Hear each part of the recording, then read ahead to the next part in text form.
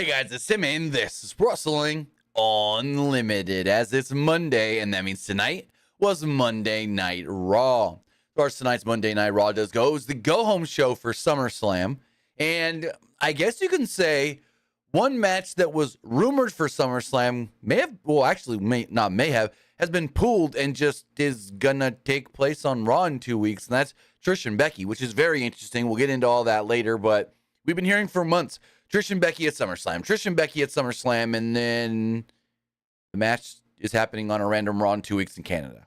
So I don't know why that change was made, but whatever. We got other stuff set up for SummerSlam, more progression towards that show this Saturday. That should be really, really fun, and a whole lot of other stuff. But Luke, what did you think of tonight's Monday Night Raw? I thought it was a very decent go-home show. There was a lot of effective promos that happened tonight I actually really liked. I will say it wasn't the go-home show that I expected, but it was still, in my opinion, a very effective go-home show for SummerSlam. I don't know if you agree, but that's how I view it. Yeah. I thought it was a good show to hype everything up. I'm going to tell you, and some may agree, some may not agree. Best thing on the show was Ronda Shayna, that video package with Ronda and Shayna. That's the best thing on this show. Holy crap. Like, Ronda was good, but for some reason, Shayna was just fantastic in that video package. Like, that's the best. Go for it. It honestly reminded me of those, like, video packages you'd see in NXT. Mm-hmm. During the black and gold era. Yeah. So I get what you're saying. It did have the Prime Target feel to it, like those Prime Target specials. But yeah, and then we got and we'll talk about it here in a little bit, a Brock Cody video package that's just went way too long.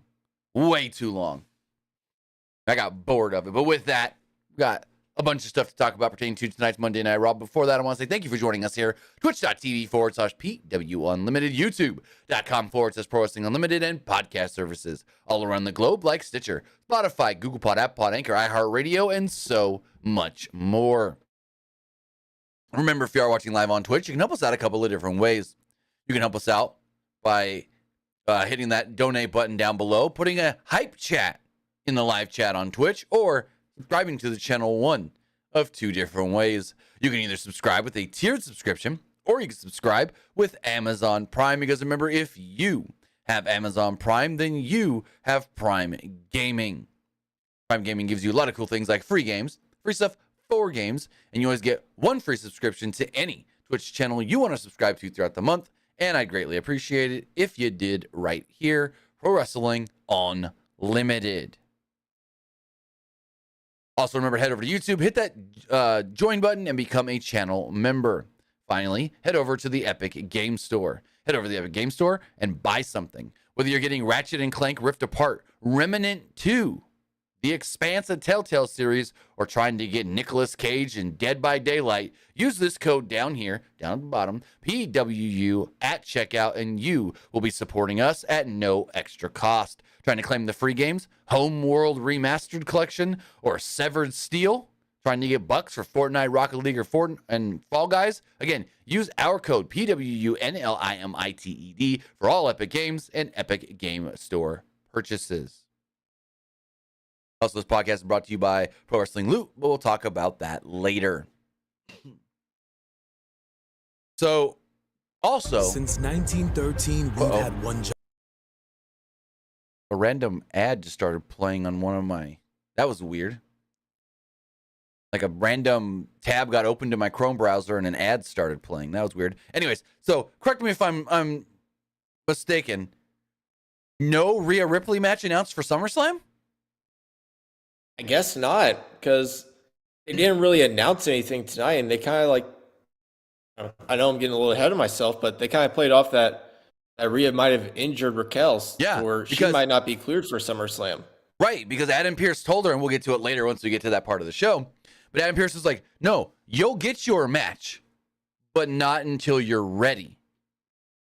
It was like, what? Not until she's ready?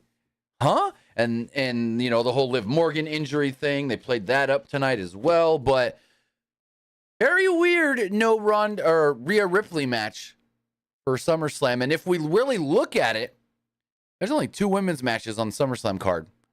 We went from 4 rumored matches to 2. So I don't understand that.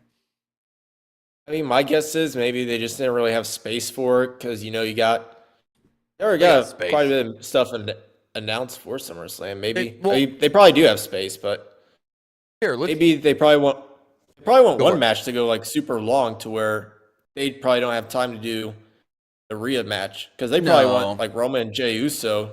They probably want that to be a pretty long match. No, it's SummerSlam. This show can go long and people will be fine with it. But let's run down. I'm just going to do this at the start here. We're going to run down everything that has been announced for SummerSlam. Everything that was announced and advertised tonight. So, Tribal Combat. They said tonight this match is not just for the Universal Championship or the Undisputed Championship, but also the Tribal Chiefdom, is what Kevin Patrick said. Hence why he's got the lay on the belt in the background. And keep in mind, these 4 matches I'm about to say, these first 4 are all main events. Like, why do you need 4 freaking main events? Universal or WWE World Heavyweight Championship match, Seth and Finn. Triple threat match for the Women's Championship, Asuka, Bianca, Charlotte. And then Brock and Cody. Also a main event. Then we have 4 other matches. The SummerSlam Battle Royal, which this was an interesting one because they were like, we have the SummerSlam Battle Royal this coming Saturday at SummerSlam. Can people like, or they said, who can be, could someone like LA Knight or Sheamus be victorious? I'm like, well, didn't Nakamura and Champa earlier in the night say they were both in it? So why do you got to only bring up, I don't know. We also got the IC title match, Gunther and Drew. Got Ronda and Shayna in an MMA rules match. They didn't give any more details on what that means. And then Ricochet versus Logan Paul. So that's everything that was officially announced tonight for SummerSlam. And if you look at it, that's 8 matches, right? 6 of those are Raw matches and 2 SmackDown matches. Well, no, I take that back. 1, 2, 3. Wait. 1, 2, 3, 4, 5 Raw matches, 2 SmackDown matches, and then the Battle Royal is supposed to be co-branded. But yeah, it's a Raw heavy show. Oh, yeah. So I don't know. They probably only needed like 2 things from SmackDown for that show. I mean, it's SummerSlam. I would even it out, but it's like, what the hell? They haven't really been building much up on SmackDown for anything anyways, outside of the Bloodline and the women's title. So everybody else is just doing random ass stuff. I mean, they did do that #1 contendership for the U.S. title, but then that's just going to end up being a match on SmackDown. So I don't know. 8 matches for SummerSlam. To me, it's SummerSlam, so I would have expected more. Just going to say it. I would have expected more matches. I would have expected maybe 10. Because, you know, a normal Triple H main card or pay-per-view for the main roster, 6 to 7 matches. But adding only one more is 8. And how much you want to bet there's a good chance that Battle Royal ends up on the pre-show? I mean, there's a very good chance that happens. I know they haven't been doing... Go for it. So here's my thing about the Battle Royal. It just feels so random because it's like, like whoever wins, like what happens from there? Do they get like a random title shot, or do they just say like, I won the Battle Royal, so you have to say I'm great? Hey, remember who won the WrestleMania Battle Royal on a SmackDown this year? Bobby Lashley. Yep. And what happened with him? Nothing. Battle Royals don't mean jack. But regardless, I mean, unless you say like a #1 contenders Battle Royal, right? Should be. But yeah, I don't know. We'll see. As far as Monday Night Raw does go, the show opened up with an in memory of graphic for Adrian Street, who passed away, I think, overnight or early this morning. Kevin Patrick then welcomed everybody to Monday Night Raw. Corey Graves began running down the card for the night when Logan Paul's music would hit and Paul would come down to the ring to open up the show. Logan Paul welcomed everybody to Monday Night Raw as a chorus of boos rang through the building in Houston, Texas. Paul said that he wasn't there for the fans. Instead, he was here for Ricochet. When Paul tried to speak, the crowd drowned him out with boos. Not quite as much as Dominic, but they were getting there. Paul recalled how Ricochet attacked him last week, and the fans gave Paul the what treatment. Paul said that he will beat Ricochet in the most viral match in WWE history at SummerSlam. And on cue, out would come Ricochet. The crowd chanted Ricochet's name, Ricochet, Ricochet. And Ricochet said last week he was in Paul's live stream, but this week he is in Paul's head. Ricochet said Paul isn't the good guy in their situation. Ricochet said that Paul can't foot Houston. I'm not sure what that really means. Ricochet said that he thinks Paul is a horrible human being, but Ricochet admitted that he respects Paul as an athlete and a competitor. Paul said that he appreciated Ricochet's comments, and then the crowd chanted, "You suck." Paul said that Ricochet is one of the best ever to do it until Paul showed up and he became one of the best ever instead. Paul recalled how their feud began all the way back at the Royal Rumble with a very viral moment that Logan made. And then he goes, "Guy in the truck, cue the clip." In case you haven't remembered this. And so they played the spot from the Royal Rumble where they did the dive and the crash in the middle and this and that. Paul then extended a fist bump and said, "We're going to have one hell of a match at SummerSlam." Ricochet obliged the fist bump. Ricochet turned away to leave and goes, wait, one more thing. You know what's going to happen when I beat you? That girl right over there, our little ring announcer, Samantha Irvin. It's your fiance, right? And Ricochet's like, don't talk about her. Don't talk about her. He said, when I beat you at SummerSlam, she's going to then have to say, and your winner, Logan Paul. The two then brawled. As a result of the comments, Ricochet came off the top rope, but Paul caught him with a right hand and ended the segment. I thought this was a fine little segment. I mean, it wasn't great because for some reason, so when Logan Paul is just being Logan Paul, he's good on the mic. When Logan Paul is trying to be the heel and he tries too hard a little bit sometimes. So like this whole Ricochet thing where he's trying to be the heel on purpose, it's come off a little too scripted for me, but this wasn't bad. What did you think? I liked the opening segment. I really did. I really liked the part where Logan Paul said, you know, once I win our match at SummerSlam, your fiance will say that I'm the winner. Yeah. Like, I thought that was very effective. Right? It just gives Ricochet another layer on why to not like Logan Paul. Who do you think wins this match? See, that's a tough one because Logan Paul's lost what? His last 3 matches or is it just 2 matches? Logan Paul. I think singles matches only like 2. That's what I think. I'm going to double check right here. Logan He beat Paul, The Miz last year at SummerSlam. Right. But because technically, he hasn't won a match since the Miz match last year at SummerSlam. He lost to Roman. He lost in the Rumble. He lost to Seth at Mania. And he didn't win Money in the Bank.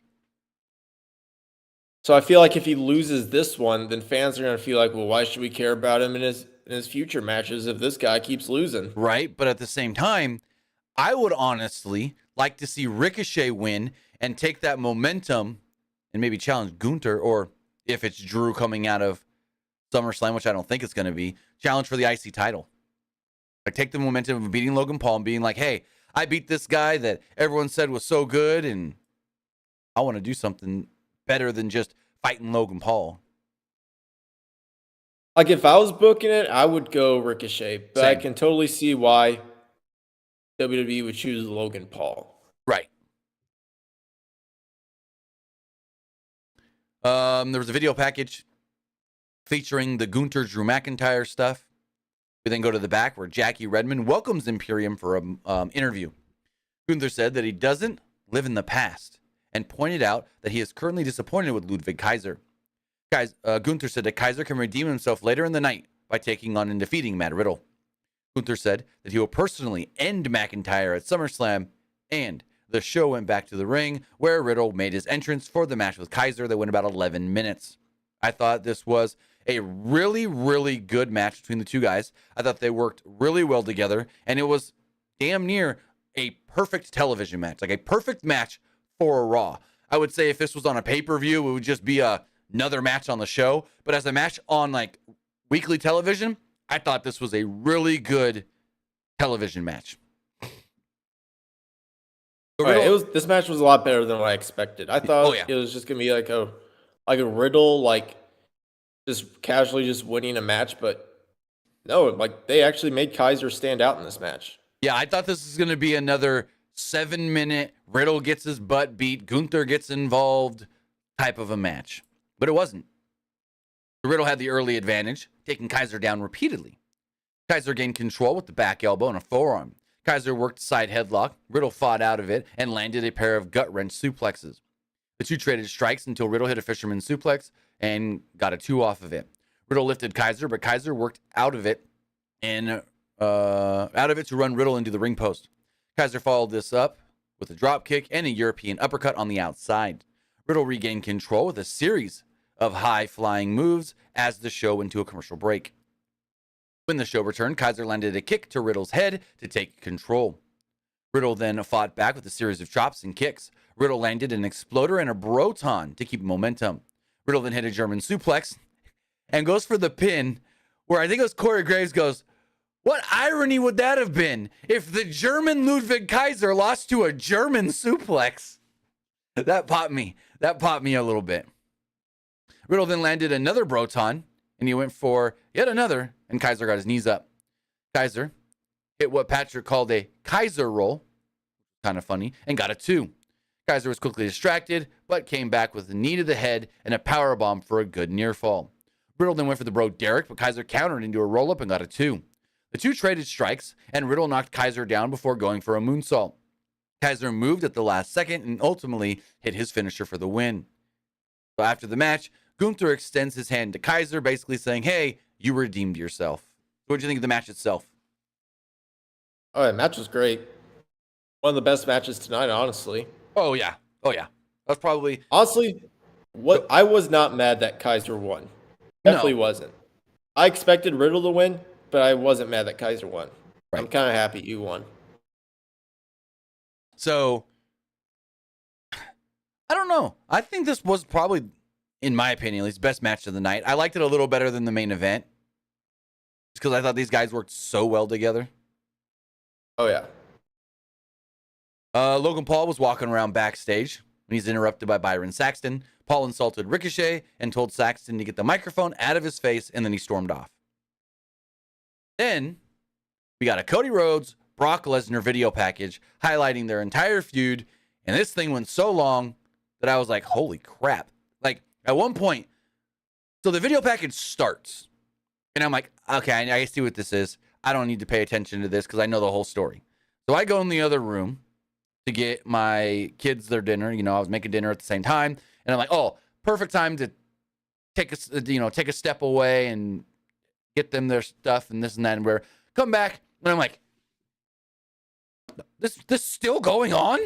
Like, this video package felt like it lasted 20 minutes. I know it didn't, but it felt so long. And it's got this like weird slow music in the background, and it's just this was not it. I was not a fan of this video package. Oh yeah, I didn't either. I feel like they're trying way too hard with Cody and Brock at this point. Right. And as we learn later, no stip. Just straight up Cody versus Brock in another singles match. That's kind of weird. Kind of a letdown, in my opinion. I would have expected a stip to make it more exciting, but honestly, this is kind of a letdown. So, what was not a letdown?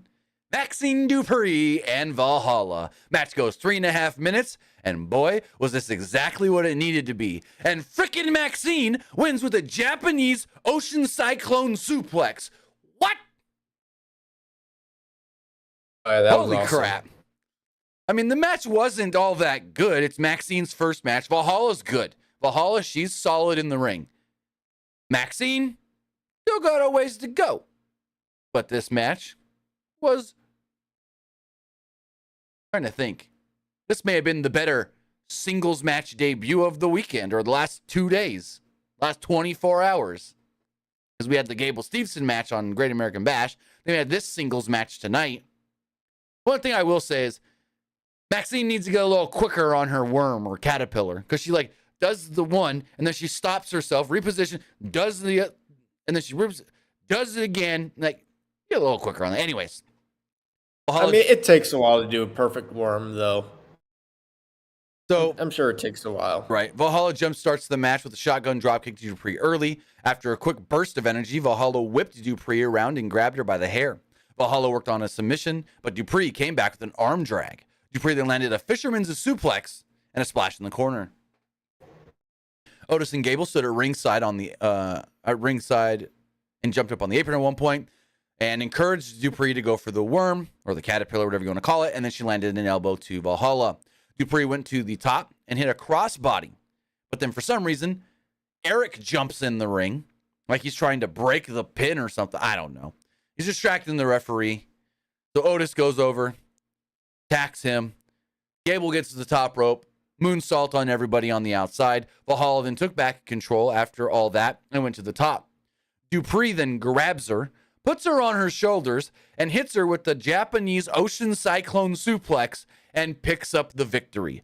She had, she didn't just hit the move, fall into it, or no. She had a great bridging pin and everything. She looked good doing the move. So yeah, Maxine Dupri defeats Valhalla in her first singles match. There we go. I mean, she ain't going to be out there wrestling every single week on Raw, winning a bunch of matches or anything, I don't think. But her first singles match ever, it delivered. What'd you think? All right, it's basically exactly what you expect from someone's first ever match on television. Right. Definitely better than the Gable Stevenson one. Yeah, but that wasn't I've seen all the criticism for that since last night, but that was not ever supposed to be a match. It was just supposed to be a fight and a brawl with Gable and Corbin. So I know I just compared the two. You really can't compare the two because they're completely different. One's an actual match and the other was not. So Nakamura was shown backstage and Champa confronts him. Champa said tonight he's going to fix the problem they have. Champa says that he needs to pick up some momentum before going into the SummerSlam Battle Royal. Nakamura said no, he is going to win and then win the Battle Royal. And then, we cut to the Judgment Day. Basically, that was them telling us, hey, by the way, there's a Nakamura-Champa match later tonight. Damian Priest starts speaking in Spanish and then told everyone, rise for the Judgment Day. Rhea Ripley said that Raw doesn't just start whenever. It starts when the Judgment Day says, because this is their world. Ripley then talked about putting Liv Morgan on the shelf last week. Priest wondered who might stop them and mentioned Kevin Owens. Nah, put him on the shelf. Sami Zayn. Nah, we've done with him. Seth Rollins. We're going to take care of him. Priest then said the Judgment Day took care of all of them and nobody can stop the Judgment Day. Finn then spoke next and called Seth Rollins someone who wants to look insane. Balor said, insanity is waking up every day for the last 7 years and seeing the scars he inflicted. Balor talked about how Rollins ruined his career. Balor said that he can't erase the scars, but he will inflict scars. Balor said that those scars will make him feel better. Dirty Dom tried to speak, and the crowd booed the hell out of this man. Dom said that he's going to bring back the Mysterio name. Ripley then spoke again and spoke up and talked about how Raquel Rodriguez ran and hid from her. But Raquel's music then hits, and she walks down to the ring with a purpose. Rodriguez and Ripley then brawled inside the ring. Rodriguez clotheslined Ripley over the top rope and threw Ripley into the guardrail. Rodriguez then threw Ripley outside or around ringside. Raquel's momentum stopped when Ripley chop blocked her and took out the knee. Officials then ran down to try and break everything up, and Rhea took off and ran away from Raquel. Well, it was an effective segment.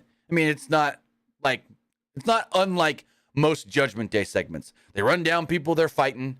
Dom gets booed. Rhea tries to speak for him, but the only difference was the Raquel stuff, which is, it's still weird that they did this, but they're not doing the match at SummerSlam. Yeah, I thought that was a little weird too. I mean, I don't think Raquel's actually hurt. I mean, No. if she's actually hurt, then that explains it. But if she's not hurt, then like, why aren't they doing this match at SummerSlam? Right. Also, We'll see in the coming days of why they're not doing it at SummerSlam. Maybe they still announce it. Who knows? right. So, one thing about this Seth Rollins and Finn Balor match that I just remembered tonight. So, and I get this is not going to be fully like a good comparison because what I'm about to mention was not a singles match between the two, but Finn keeps talking about how, oh, you messed with me and I beat you 7 years ago, but you injured me and took my career and this and that and blah, blah, blah, blah, blah, blah, blah. And I want my revenge and I haven't been able to fight you since. But the two have fought since. WrestleMania, what was the one in New Orleans? 34? It was the two of them and Miz for the IC title. Oh, yeah, it was 34, yeah. Yeah. Well, they have fought since that SummerSlam in 2016. I remember that one because, I remember, Miz almost missed that match because, his baby was going to be born. So that was the whole thing. That's the main reason I remember the match is because there was a thing on Miz and Mrs. of Maurice watching it from home. And, Miz was saying, I might have to miss it because, my baby might be due around SummerSlam, right. And I might have not wrestle because my wife's going to have the baby and stuff. But here's the thing. I wish they would have brought this match up because who won that match? Oh, Seth Rollins. Seth could have brought this up being like, yeah, you beat me 7 years ago. Well, hold on. I want to get this right. Who took the pin in this match, though? Was it The Miz or was it Finn? Because if it was Finn, then they could have brought this up. It was Miz, I believe. I'm going to double check right here. I'm trying to find the notes here. So let's go. Balor performed a coup de grace on The Miz, only for Rollins to perform a curb stomp on Balor on top of The Miz. Rollins then performed another curb stomp on The Miz to become the champion. So yeah, it was The Miz.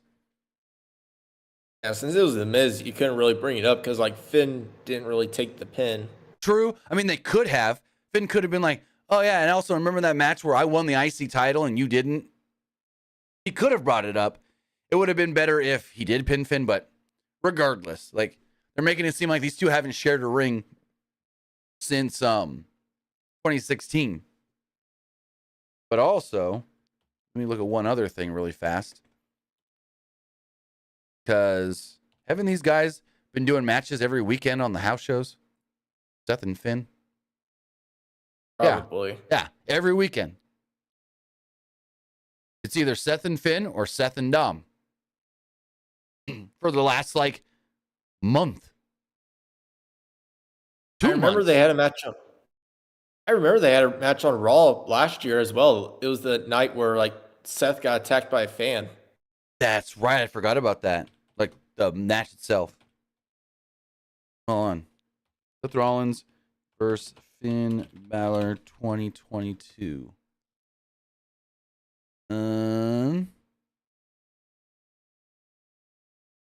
Let's see. Raw 2022.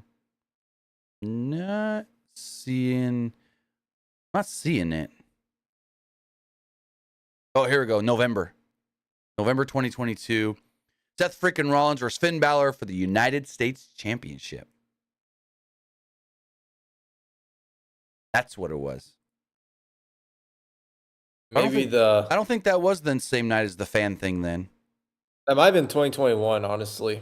I'm on WWE's YouTube. It's the Seth Rollins versus Finn Balor United States Championship Raw, November 14, 2022.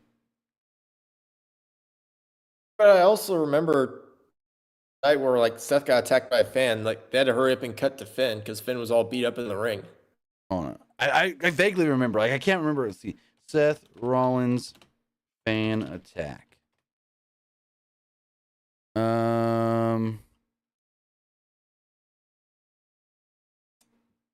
Yeah, this video's not Unless it going was to give just a me. beatdown segment. I don't know. It may have been. Well, what was the date on that? Because I can go back to that. We're looking too much into stuff. But yeah, no, these two literally fought less than a year ago. And I'm looking at it right here. Seth pinned Finn to retain the U.S. title back in November. Just saying. And then he gets attacked by Austin Theory afterwards, but that's a whole other story. I think it was like November in 2021, I believe. Yeah, that's where. Yeah, you're right. Let me see. I got an image here. Trying to see, is that Finn in the ring? Yeah, because Finn's laying in the ring in this shot that I'm looking at. I don't remember if it was an actual match or just a brawl. But yeah, him and Finn have been doing shit every year. Like at least once or twice a year they have a match or feud or something. So I don't know. We get this awesome Ronda Rousey Shayna Baszler video package.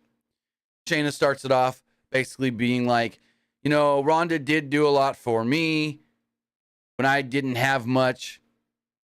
Brought me into her home. She told me that I didn't need to work or anything, that she would provide me with everything I needed. But in turn, I had to be her sparring partner. I had to let her beat me up every day. For what? Nothing. I had no money. I just had to do whatever she wanted me to do. And then it cuts to Ronda, and Ronda's already crying, saying, Shayna took advantage of me being her friend and this and that, and talks about like the young trainee turning on the master and this and that and whatnot. And then it cuts back to Shayna, and Shayna was like, and the one thing that's the worst of all of this is outside of her mother and her husband, I was the first one to hold her daughter, my goddaughter. She's never going to forgive me for what I do this Saturday to her mom. I didn't do it justice, but if you haven't seen this segment, go back and watch it. It's like 3 minutes, but it's great. This was really, really good. And then they did announce that the match will be contested under MMA rules. But what did you think of the video package segment, whatever you want to call it? Oh, I liked it. It almost brought back like those old like black and gold NXT like video packages you'd see back in the day. Yeah, you mentioned to me that earlier. It was like a condensed version of the NXT Prime Target videos. Because those used to be like 15, 20 minutes. Some of them were like, that was anywhere from like 10 to 20 minutes, depending on if it was just part of NXT or an actual like WWE Networks deal. But yeah, this felt like a condensed version of one of those Prime Targets. And Johnny Smith in the chat says, didn't Seth and Finn have a match in that World Heavyweight title tournament?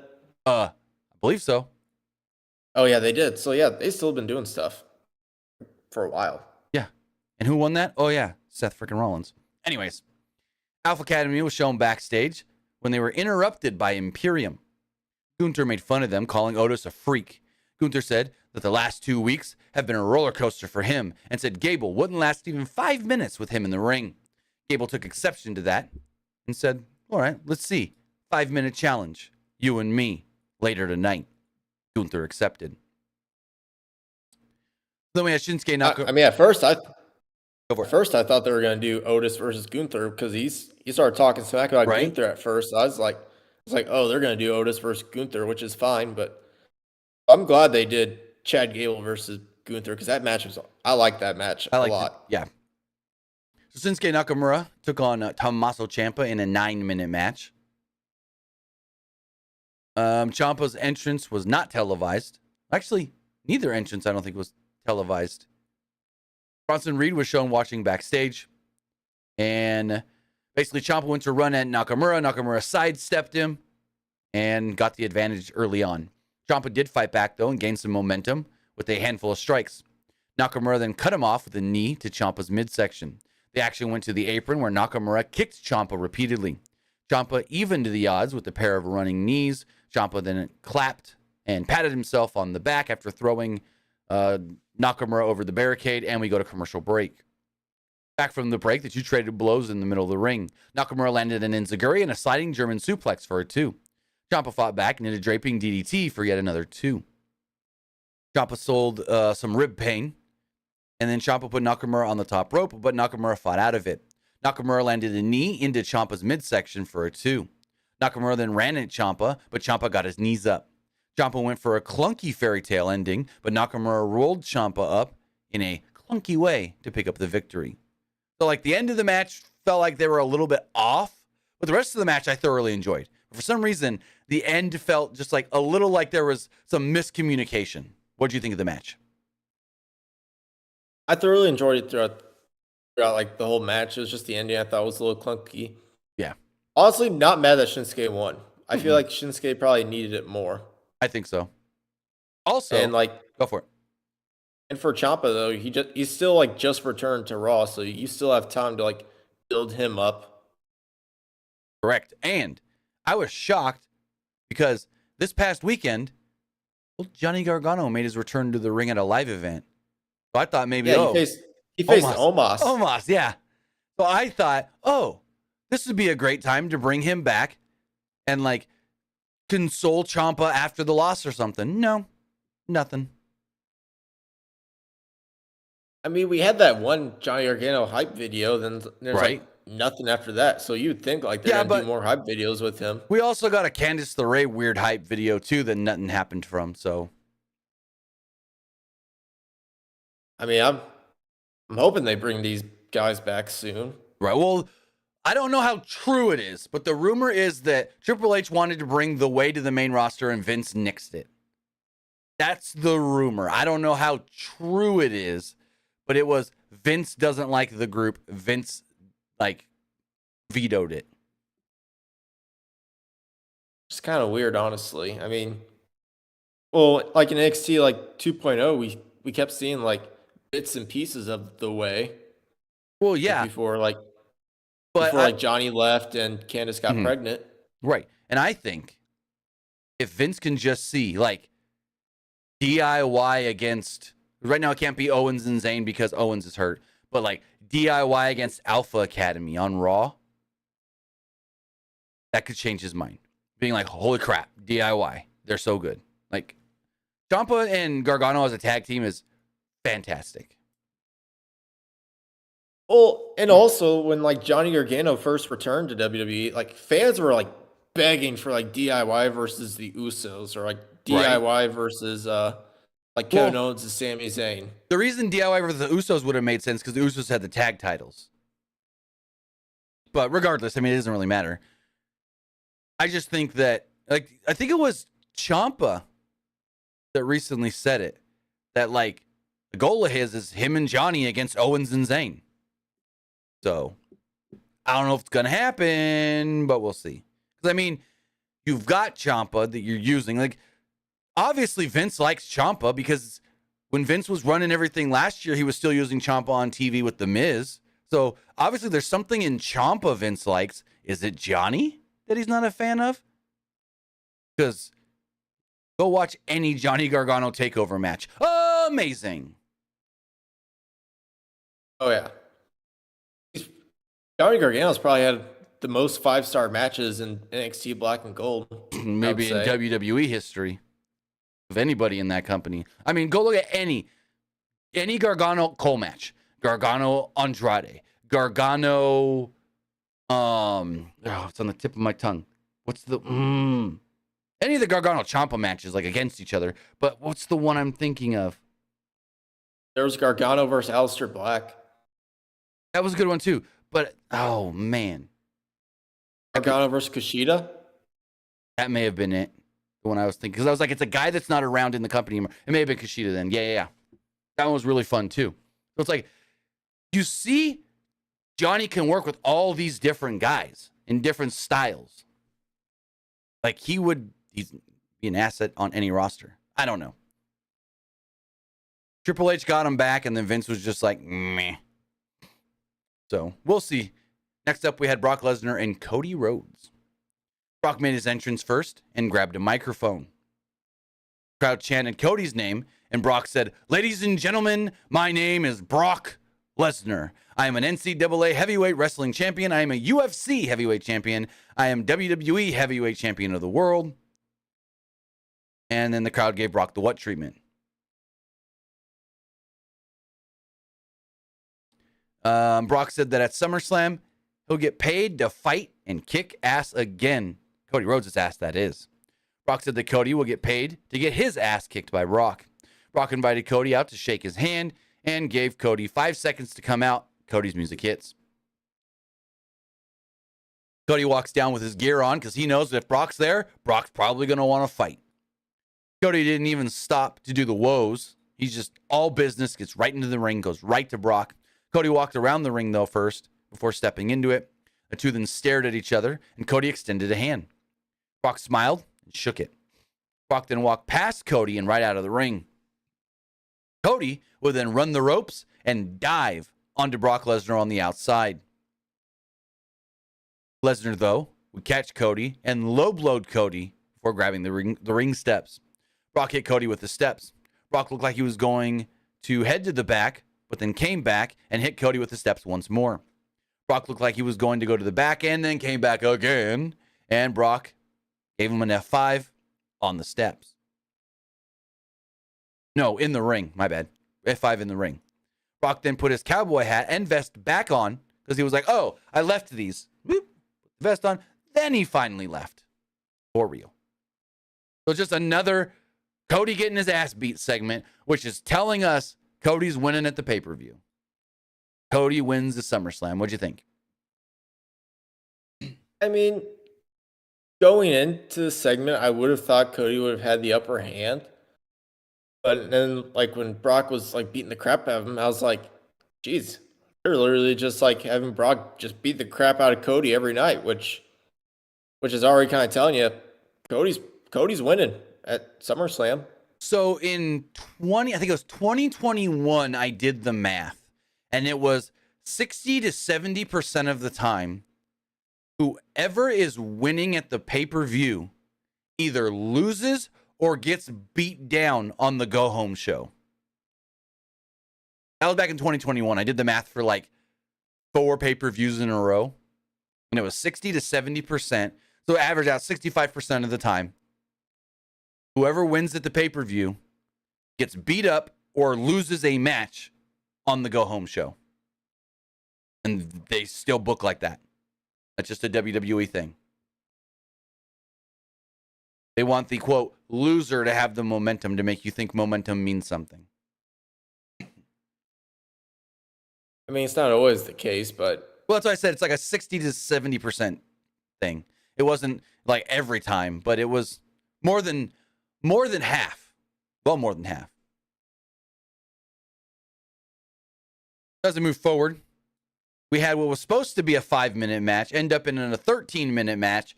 Chad Gable and Gunther. And man, was this good. So the two lock up early, and Gunther threw Chad Gable across the ring. Gunther threw Gable across the ring yet again. Gable then went for a takedown, but Gunther instead worked Gable's legs. The two engaged in a test of strength, which Gunther won. Gunther then stomped on Gable's head. Gunther slammed Gable and covered him twice, but only got a 1 count both times. Gable fired up and chopped Gunther, but Gunther cut him off with a European uppercut. Gunther then landed a chop to Gable's chest. Gunther went for a powerbomb, but Gable rolled out and sunk in an ankle lock. The two then got to their feet, and Gunther hit a hard chop, followed by a sleeper hold, and Gable faded.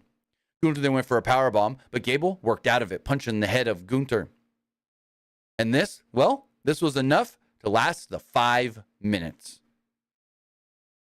So after the 5 minutes were up, Gunther then grabbed a mic and yelled that the match needs to continue, the match needs to continue.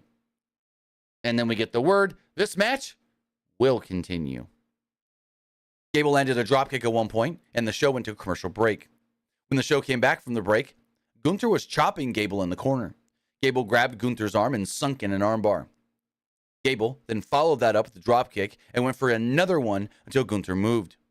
Gable came right back and worked another armbar. Gunther then got out and hit a German suplex for a 2. Gunther went to the top, but Gable cut him off and landed a superplex. On his feet, Gable hit a bunch of strikes before Gunther slowed it down with a chop. Gable responded with a German suplex, which was enough for a 2. Gunther got up and landed a boot and a chop for a 2. Gable went for another German suplex, but Gunther countered with a series of chops. Gunther finally finished a powerbomb attempt and got him, which got him the victory. So Gunther does eventually win the match, but you can still say Chad Gable won as well with the 5-minute challenge. What did you think of the match before we go to Gunther's post-match stuff? Honestly, they did a good job of making like both guys like seem equal though. You know, you had Chad Gable in the first part where like he really like won his part, but then like Gunther kind of like won at the end, but they still did a good job of trying to make both guys seem like equally good, if that makes sense. And I do like that when they do that with wrestlers. So after the match, Gunther grabs a microphone and stands on the commentary table, because that's his thing. He told the crowd to celebrate his success, and on Saturday, he will not lose his Intercontinental Championship. Gunther said on Saturday, he's going to end Drew McIntyre. I always like when they have Gunther stand on the announce table. It's different, and I like it. I'm glad that they keep doing that. And they've only started doing that when he was on Raw. I believe so. He may have done it once or twice on SmackDown, but they didn't make it a thing until he came to Raw. Cody Rhodes was interviewed backstage by Byron Saxton. Cody said Brock could break his arm, ribs, or even his jaw. But at SummerSlam, the aura of Brock Lesnar will be shattered. And then Cody stormed off. Becky Lynch comes out. She stood in the ring and says, "The man has come around to Houston, Texas." Lynch said that she's done everything she needed and wants her rematch with Trish Stratus tonight. Becky said that she can't think of a better place or a better time. Stratus and Starks then come out. Stratus has a microphone. Stratus told Becky, "Hey, nobody tells me when and where I got to do what I want to do. I told you you'll get your match, and you will get your match, but I'm not ready."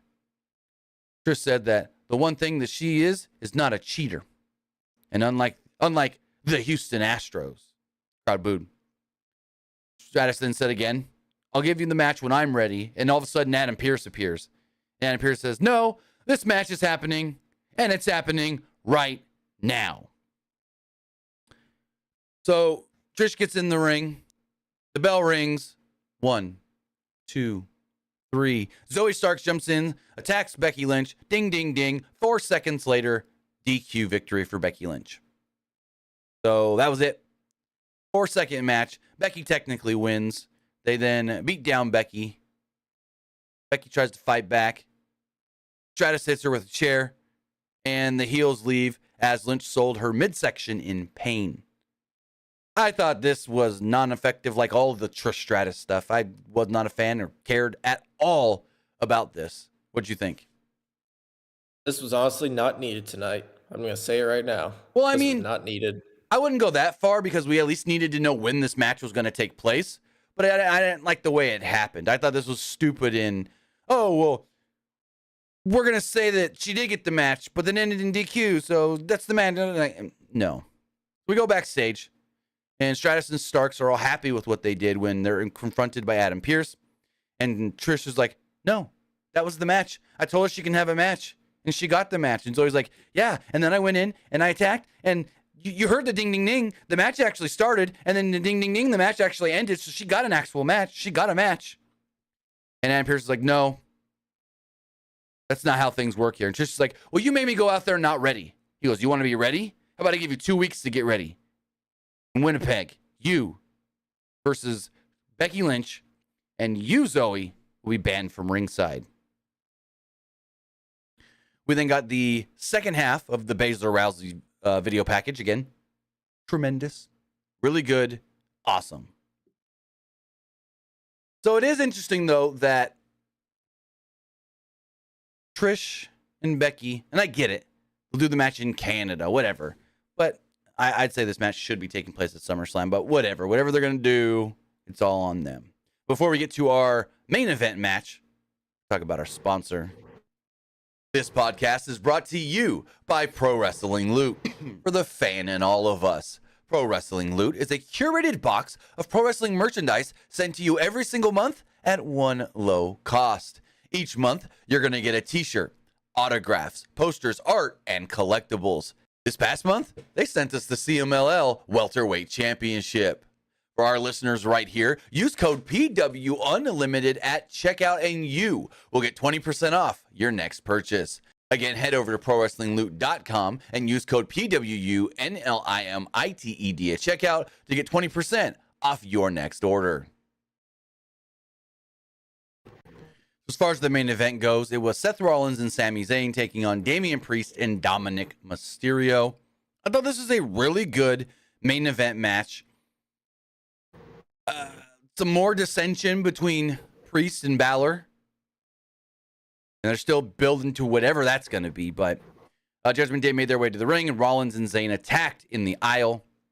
Rollins then chased Balor to the back, and Rollins with Zayn stood tall in the ring as the show went to a commercial break before the match really even started. Like they went to a break before the match itself even started.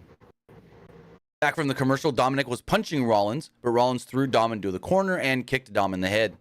Zayn tagged in and hit an axe handle on Dom's arm. Priest then tagged in and gave Judgment Day control. Zayn then fought back and took Priest down before tagging in Rollins, who hit a double stomp on Priest's arm. Rollins came back with came off the second rope, but Priest caught him with an elbow. Dom then tagged in, punched Rollins, and posed.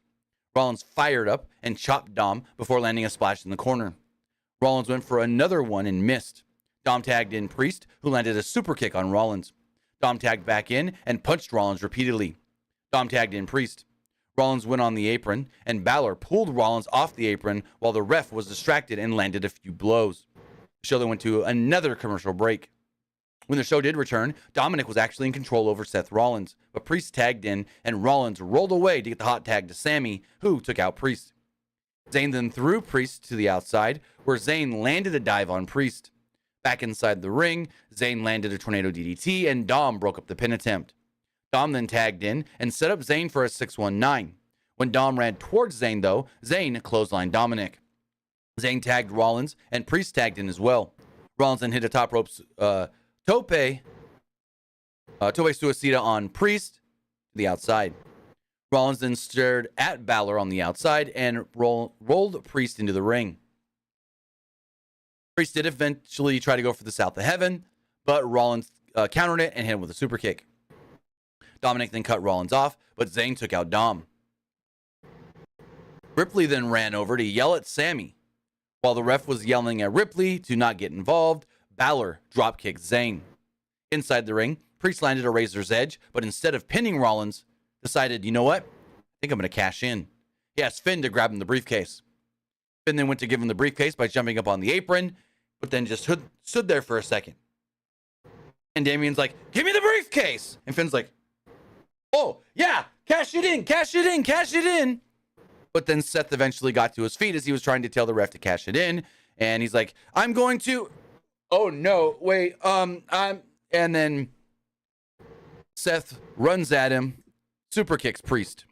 Rollins lands the stomp on Priest and picks up the victory. So there we go. Seth Rollins pins Damian Priest to pick up the victory, and the show goes off the air with Sami and Seth standing tall. So again, more dissension within the Judgment Day of Damian wants to cash in, but Finn wants to be the one to beat Seth. Where are we going here?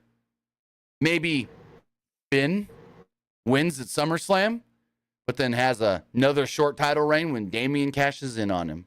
What do you think of the match itself? I thought the match was really good. I enjoyed it. But I'm really interested to see what Damian Priest does with the briefcase. I mean, there's a good chance he'll cash in on Finn if Finn wins the championship at SummerSlam.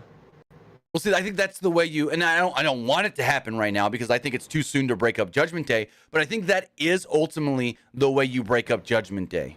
I think Finn should win the belt, and then they go months of Finn Balor paranoid that Damian can cash in on him. Someone in the YouTube chat says, what do they do? What do they do with Dominic once Judgment Day breaks up? I mean, him and Rhea can still stay a thing.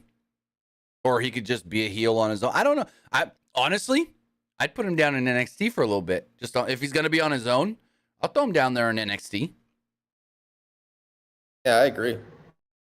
But I mean, I still think that him and Rhea could still be a thing, though, Yeah. like, if Judgment Day breaks up. right. Like, not everyone can, like, go their separate ways. I mean, they could still have, like, two people, like, stay together. Nick Armstrong over in the Twitch chat says, can he stand on his own, though? I mean, that is the question. I don't know. I think maybe, and that's why you send him to NXT to learn to do things on his own in front of that smaller crowd. Nick says he doesn't think he can. He says, no, he can't. But yeah, again, that's why He definitely could. I think he can. That's why I think you send him to NXT to learn how to do it in front of the smaller crowd and then go from there. But we'll see. I mean, eventually he's going to go back babyface, and I think eventually he's going to end back up with his dad before Ray's retired, like fully retired. I mean, Dominic's already doing decent as the North American champion, so. Well, but he's got Rhea by his side helping him along the way. Now, I said this morning on my Great American Bash review. Usually it's Rhea telling Dom what to do, but there was a backstage segment last night where Dom took the initiative in the segment. He talked crap to Dragon Lee and then literally looked at Rhea and was like, all right, mommy, it's time to go. Usually it's Rhea telling Dom what to do and Dom when to go. So I did like that little change that they did last night. So also, Nick, his name is Luke, not Pete. Nick keeps calling you Pete in Twitch chat. Yeah, it's Luke. Anyways, that was Monday Night Raw. I thought it was not like we've seen better go home shows, but at the same time, I thought this was an effective go home show. I thought this was good for what it needed to be. And now we move into SummerSlam this Saturday. We still have SmackDown on Friday to build a couple more things up. But what I wish they would have told us was just more names for that Battle Royal, and if the Battle Royal even means anything. Because right now, the Battle Royal seems very random and not needed. Yeah, I honestly feel like this is basically just gonna be another like random battle royal. Right. Just like someone being like, "Hey, I won the battle royal," and like nothing comes from it. Like the WrestleMania Battle Royal forever. I don't think that has never meant anything, if I'm thinking correctly. Has anybody ever gotten anything from winning the WrestleMania Battle Royal? I don't believe so. No. Me either. Remember those like special like matches that they do in Saudi? Like, it's basically like those as well. True. Like that Greatest Royal Rumble, like Hey, Braun Strowman had that title that meant nothing. For a week and a half. Mansoor won like the 50 that's right. man battle royal. Well, no, that was the Greatest Royal Rumble. No, then there's a battle royal that Mansoor won. Oh, I think I know what you're talking about now. Let's see. Let me see. Now I got to figure out what that match was because it's going to bug me. I'm going to go to Mansoor's cage match really fast.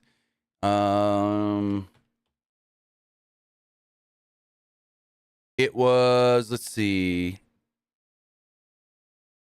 No. Saudi. He won. Let's see. He beat. Oh, that's Dolph. No, I'm not seeing any Battle Royal win.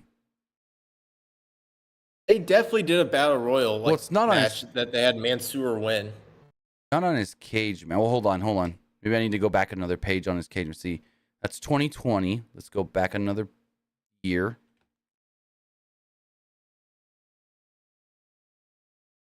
Here we go. You're right. It was 2019. He won a 50-man battle royal. Yep, you were right. I didn't realize it was because I vaguely remember the match. I didn't think it was that long ago. But yeah, it was 2019. So, holy crap. Yeah, I kept thinking around that time, like, what's next? Like a 20-man elimination chamber where you have like 20 pods? Mm-hmm.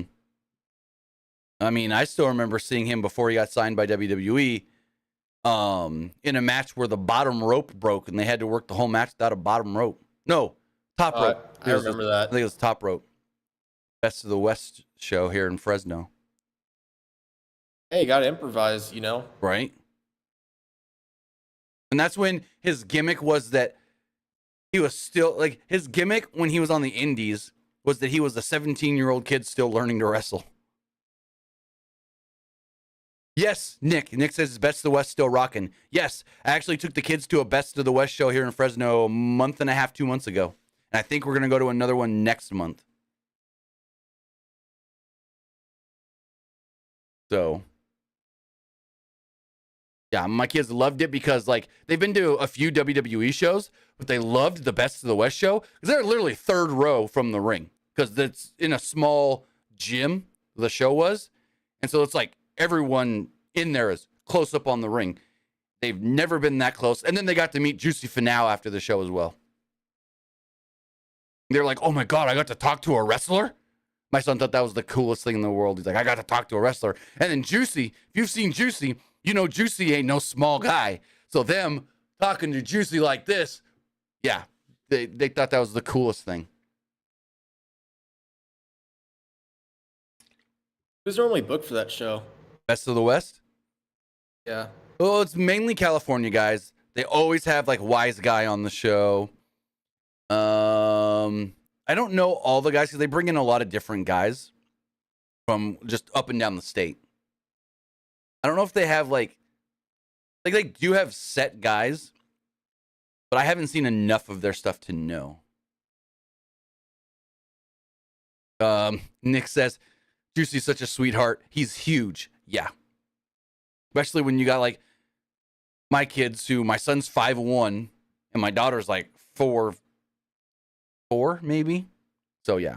But with that, you know what we thought of tonight's Monday Night Raw. Now it's time to hear what you guys thought of tonight's Monday Night Raw as we refresh these polls. Bum bum bum bum bum. Or as the Twitch poll does go, 100% of you liked the show. Looking over at the Twitter poll. Do we still call it Twitter or is it X? Do we call it the X poll? It's X. The X poll. Even WWE. Someone made this.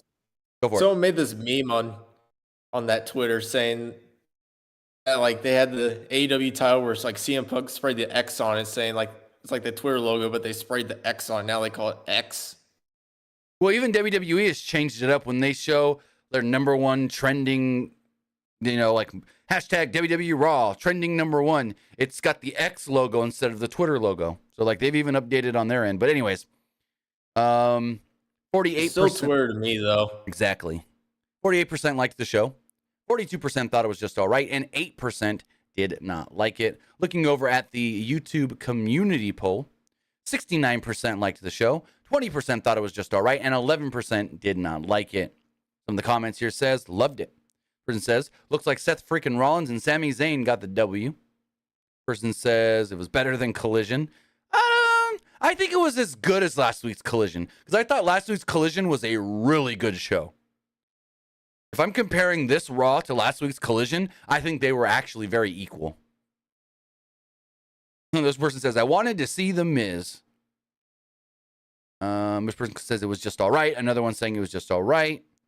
And as far as the YouTube live poll does go, 71% liked the show, 22% thought it was just all right, and 8% did not like it. So with that, I want to say thank you for joining us here. Twitch.tv/PWU Unlimited, YouTube.com/Pro Wrestling Unlimited, and podcast services all around the globe like Stitcher, Spotify, Google Pod, Apple Pod, Anchor, iHeartRadio, and so much more. Luke, tell them where they can find you.